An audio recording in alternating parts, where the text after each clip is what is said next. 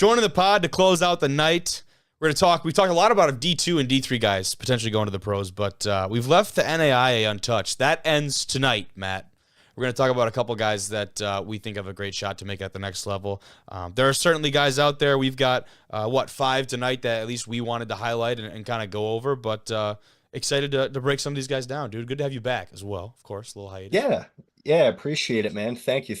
Yeah, the NAIA, man, it's always fun to talk about draft prospects because I think out of all the lower levels of college football, the NAIA is the one that doesn't get as much love when it goes to going pro. For sure. Obviously, in the past couple of years, we've had a guy from Culver Stockton go pro. We've had a guy from, I think, Indiana Wesleyan also go. But for the most part, a lot of these guys, get done with football and they move on. But we have a few guys to talk about from last season. And I want to start with my guy from St. Ambrose, Yumi Ward. Absolute stud out of St. Ambrose. Obviously having 883 receiving yards this year, but I mean, he's played all 4 years. This is a guy who has increased his numbers every single year, improved every single year. He's got the physical stats that you like. He's 6'1", 190, perfect size. And he accounted for 14 touchdowns for this team last year. Big time. Averaging, 15 yards a catch, almost 100 yards a game. Very impressive year from him. And obviously a St. Ambrose team that didn't make a lot of noise in the national headlines, but Yumi's definitely a guy that stands out from this squad. 100%, dude. And then we'll take a look here at some of his numbers. He got in at the pro day at Northwestern. And when you talk about guys at this level, on this stage, how do they separate themselves and really get themselves on these draft boards or whatever the hell you want to call them? These numbers, my friend, exactly how you do it. 4.44, 40-yard. He had a 37-inch vertical, a 10-foot broad, just like some of the more explosive athletic numbers. I mean, obviously at the wide receiver position, like you want a guy that there's a box that you have to check.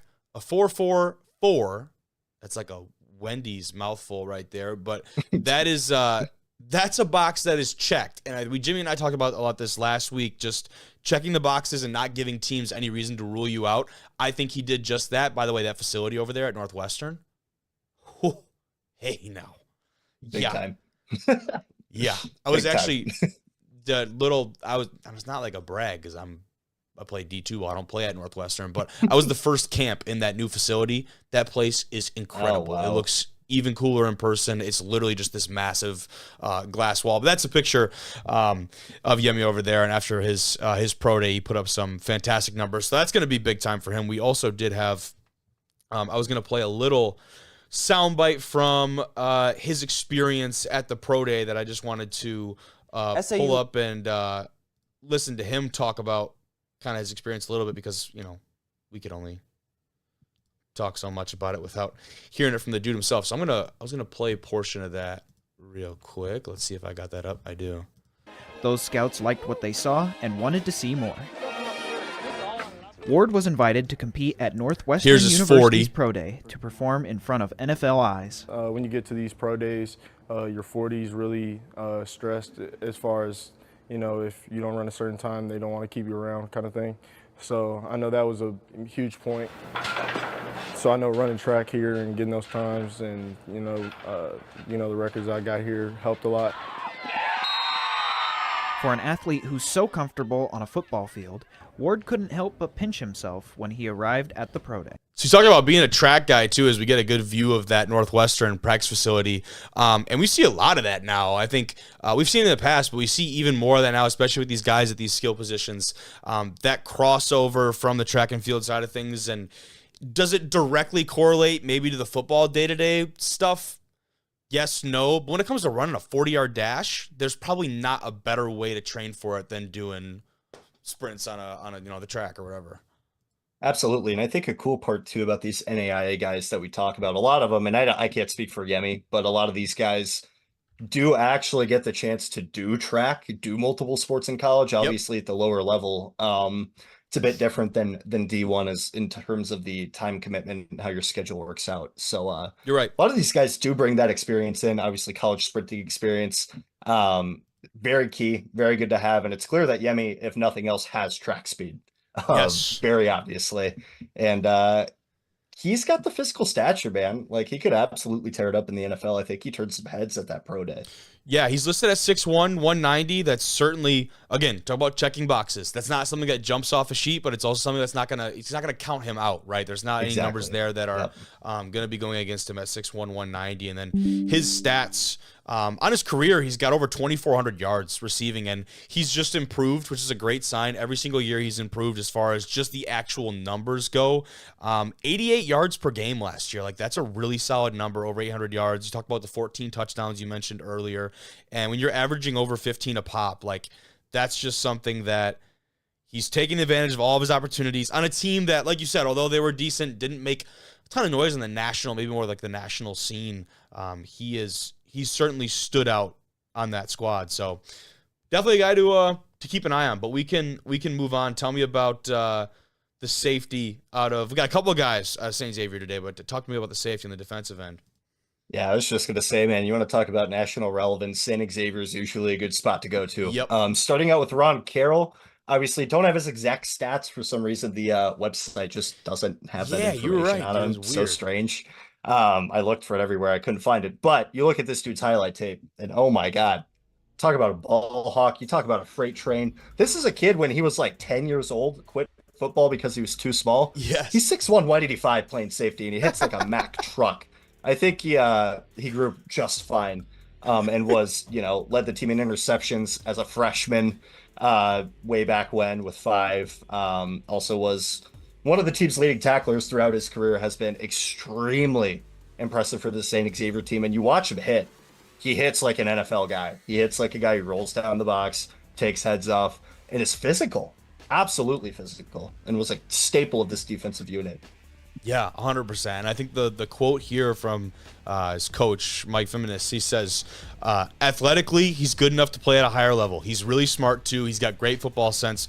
But this is, I think, the big piece for me, and you watch the tape, and you already mentioned it. He says, quote, his quickness and reaction time, his closing speed are all off the charts. And that was the biggest thing for me, is once he makes a decision, here's like a great example of it in the clip right here. He makes a decision, he's downhill immediately, and he is like you said, for a kid that stepped away from football for a little bit because of his size, you would have no inclination and no idea. This kid brings the pads and is like not afraid to get dirty at all, which at the strong safety position is an absolute must. So he was good in pass, defending the pass. Obviously, we see some of that as well, but his run stopping ability is, I think, what separates him from maybe some other guys at that spot. Absolutely. And I mean, you look at what he's able to do with the closing speed and how instinctual he plays. That's not always something you can coach. That comes with a level of confidence, that comes with, what you're actually able to put out on the field. And he clearly knows what he's good at. He knows what he's capable of. It shows how he plays. There's no hesitation in what he does. Another great quote. My senior year, I started taking football more seriously. I just liked hitting people. Don't we all, man? Let's go, dude. That'll do it, man. That's all I need. Oh, I love it, dude. I love it. But no, joking aside, that's the way he plays the game. Like, he plays very free, he plays instinctual, and he flies around and he hits people. And I don't think there's a much better endorsement for guys like that at that position. And when you play on that side of the ball, that's kind of the way your head has to operate. But like you said, couldn't get their website for whatever. I checked the same thing too. I couldn't get on there and get like every other player on their roster is just fine. You can get everything except his. Yeah, like, what are we withholding here? I don't know what's going on. So we gotta get that fixed. But we can stick with that squad right over there, but we'll switch to the other side of the ball. How about that? Justin Pringle, the wide receiver over there, man. Tell me what you like about him. Yeah, and this is a guy who we actually mentioned a couple times. I know on the NAIA F-ball side of things that I help with during the season. We mentioned him a lot. Obviously, this guy was a grad student, a wide receiver punter combo. Would you believe it? Obviously not a... I saw that on the kicking stats when I pulled it up. I thought it was a typo, but I did check, and it's legit. Yep. Granted, not many putts, but no, still technically a punter. Yes. So hey, maybe that'll help him at the next level. I don't know, but obviously he shines on the offensive side of the ball, coming down with catches. Over 1,000 receiving yards, 13 touchdowns last season to his name, showing out also against some of the best teams in the country. Roosevelt, 120 receiving yards, Olivet Nazarene, 131 receiving yards. St. Ambrose, who we mentioned earlier, went for 156 and 3 touchdowns. I mean, this is a guy who puts up big numbers, big production, extremely fast, and also, to boot, is a pretty damn good kick and punt returner. you know. Had a couple touchdowns there last season as well. Has the size that you like in a receiver, obviously 6 foot 190. Again, not going to jump out on a page, but Yeah. certainly it's not going to hurt him. And yeah, this is a guy that we've talked about for the past few years in the NAIA, and it's very clear that he's ready for the next level. Yeah, he's got a good combination of like point A to point B, just talk about like speed, I guess like textbook speed, which just straight line. But then also you talk about a quality in a guy that I think people make the analogy of being in a phone booth and being able to move with not a lot of space and get around defenders and make moves within your frame. I think he does a good combination of both of those. And we see that when you watch the film, that he catches the ball and he's able to get separation distance from defenders, but also they love to get him, at least at Xavier, they'd love to get him out on the sweep and out on the outside where he's able to just get shifty on these defenders and make a move. So it feels like a really balanced offensive piece of their personnel, and you see a piece here of the punt returning side of things. We talked about D'Angelo Hardy at D3 and all the special teams, the impact he had for North Central when it came to that aspect of the game. And all that does for going to the next level is bolster your resume. And if you've been doing it in college, that's one less thing you got to worry about and learn at the next level. And there are really good athletes that teams will make excuses. If you're that good at special teams, they will find a way just to keep you on that roster, practice squad, whatever the hell it is. He could certainly be in that boat and find his way onto a 53-man, or maybe even, whether it is a UFL, CFL, whatever the hell he kind of ends up at, man. But whatever it is, I can certainly see it. Yeah, he's a very balanced receiver, perfect mix of athleticism and technique. You see it in his game. It's just a very consistently good receiver. And I think that's that's in his benefit, and all the things he can do on special teams. This is definitely a guy who, if he doesn't stand out right away as a receiver, like you will see him returning kicks, you'll probably see him on a kickoff or two. He's fast enough, like absolutely could do damage there. And then a guy that you were high on here from the reigning national champs, man, and a guy that has a ton of, just like all the accolades in the world, man, Wendell. This man, you talk just stats, just to read the defensive back of the year, special teams player of the year, multiple of them, NAIA All-American defensive back, 3-time first team All-Conference, and then also All-Conference just as a return man, as opposed to just the defensive back position. So you talk about a utility or a Swiss Army knife. This man has done it all for the Seahawks, and now has the opportunity to take it up to the next level, obviously. Yeah, and congrats to him. Obviously, committing to FAU going D1's a huge thing and will help his draft stock, get him noticed a little more. But honestly, this is a guy who could have gone to the draft this year and probably would have gotten on a squad somewhere. He is that talented. He has an eye for the ball. He absolutely flies around on the defensive side, and he's just quick. Like, this is a guy who is able to score on kick and punt returns. Over 400 yards in each category is extremely impressive for a DB. And has an eye for the ball. It's just he's very well-rounded. He's all over the field. He's a guy that you notice just because he's involved in pretty much everything that happens. He's always around. He's always making plays. And he was a guy that we just talked about all the time because he was that good. Yeah, 100%. And he's another example of Kaiser. They did a good job. The more I look into their team of keeping a lot of these like really talented guys down in Florida, keeping them within the state. And that's a really hard thing to do when you talk about the college presence that is obviously down in Florida, but their ability to have that retention, have that retention of the guys in that area has been really impressive. And some of the stats on him, man, he's been, I think, amongst other things, incredibly consistent. And the way that he's been able to start just game after game after game for this Kaiser squad, the best ability is availability. And he has been a really good example of that. He was the first Seahawk to earn the Sun Conference Defensive Back of the Year recognition back when he got it for the first time. And talk about 3 straight seasons in a row being that all-conference selection at defensive back. He's the second player in program history to record 100 or more solo tackles in a career at the defensive back spot. Like, we're not, not a linebacker, not a strong safety, not, you know what I mean? Like a alley defender. That's really impressive. And he's just a very well-rounded defensive back. 6 PBUs, 2 fumble recoveries, ranks number 8 in the conference in passes defended. And just like I said, the resume is 100% there. The play is there, and you see it now, his ability to go up and make that jump. He had some big-time offers. I think FAU is probably one of the bigger ones, though, for sure. He has a couple other smaller D1s. For sure. And I think, too, the one thing that you could argue against him is that he's 5'8", obviously not the biggest guy in the world. But I mean, if nothing else, he would be able to play special teams, be a contributor there. And 5'8" isn't even detrimental for a DB. And it's very obvious that where he lacks in height, he makes up for in athletic ability, he makes up for instincts, he makes up for in so many other facets of the game that's something that can be easily excused.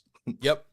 Yeah, 100%. How cool would it be if we talk about these guys and then they end up on whether it is like a Hard Knocks or whatever, and you get to see these guys go through training camp? Because those are always the ones. Don't get me wrong, it's cool seeing the big names on the Hard Knocks stuff, but that's what makes those publications and those episodes and those things, that's what makes them so interesting, is you get attached to these bubble guys and these guys that come out of nowhere with the good personalities. I was just thinking it'd be so sweet to have, whether it is an NAIA guy or some small college guy. Like we had, should I think back to just last year, like a Jerome Cap out of Kutztown, the D2, and he wins over the hearts of everyone with the rookie talent show, right? Yeah. And that the M&M piece, that made my whole heart. That was so cool, and we got to get him on this summer. That'd be sweet. But that'd be tangent. That'd be really sweet to see one of these guys in that kind of situation. But let's finish it off with another offensive guy, Tay Williams, Tay Williams, goes by Tay. He has had quite the journey to Indiana Wesleyan. Certainly didn't start there. Was at ECU for a year before going to Mississippi Valley State, and then has found a home for himself with the Wildcats over there at Indiana Wesleyan. Right, this guy has torn it up. Tell me about him. Yeah, I mean, he clearly found his fit at Indiana Wesleyan because he rushed for over 1,200 yards, 12 touchdowns to his name. I mean, this guy was an absolute monster. He's very well versed. He's able to do a lot of different things. He's fast. He's also a pass catching threat out of the backfield. Had 4 receiving touchdowns to his name, which is also very good to be versatile, at the running back position nowadays, especially with the how quickly running backs kind of get cycled through at the pro level now. It's definitely good to be able to be multi-dimensional, man. Yeah, versatile. Yeah, that sort of thing. So he's been incredible, and this is an Indiana Wesleyan team that obviously gets a lot of national attention. This is a guy that if you paid attention to any of the headlines, this is a guy that was getting talked about all the time, and for good reason. And at 5'10", 193, that is more than doable. Won't get him knocked out of any, draft boards or consideration because of that. And he's just that good. He's that guy. He's the main staple of this Indiana Wesleyan offense. Yeah, he definitely was. NAIA All-American first team. He was the MSFA Mideast Offensive Player of the Year and All-MSFA Mideast first team selection. And that's just this year he's done that. He's started to stack some of those awards. And you have to think, if he was at Indiana Wesleyan from the start, he'd probably even have more of those. But he just hasn't had the time to be there and do that. But he was a walking highlight reel this last year, and he had all of the awards and things that come with that at the conference and then the national level as well. And when you talk about guys like this, it helps to be on a squad like Indiana Wesleyan when you're playing obviously tough competition, but then also talking about making that run maybe on a national stage is all gonna help you with film and getting to the next level. But looking at the roster, and you talked about the size a little bit, listed at 5'10", 193, and again, a dude that I was trying to find some numbers for a pro day or anything and couldn't find anything immediately. So I have to maybe follow up on that. But this was probably one of the first guys that came to mind for me as someone who's just lit up every publication this year and has a really good shot to make it at the next level. Absolutely. And at any level of college football, on 18 carries, you run for 288 yards and 3 touchdowns. That's going to put people on notice. Yeah. That's going to put people on notice. He did that in October against Taylor. Good God. They followed that up with another 23 carry, 227, 3 touchdown day against Madonna. So we've seen it. He's been very consistent, but when he is on, man, holy cow, get out of the way. You're not stopping this guy. And I'd love to see that at the pro level. And I think he's capable of it, whether he wants to or not. So, Yeah, and like you said, that's the one thing. It's hard to like with these guys. Some of these guys you're looking, and you're trying to find like the actual like technical like declared like whatever. Yeah. We're just some of them we're just assuming. You know what I mean? But it is what it is. Worst case scenario, we're just hyping up dudes that are done playing and have had a really good careers. Absolutely. That ain't so bad. If nothing else. Yeah. That ain't so bad. A little free pub. It ain't terrible. It ain't terrible. No, it's not, dude. But yeah, I think that's all we've got for today, dude. That was solid. As always, dude, I appreciate you. Appreciate the insight. Appreciate you coming on here and helping me fill out the episode. Absolutely. Happy to do it. Thank you, brother. Have a good night. I'll see you, Matt. You too. Take it easy, man.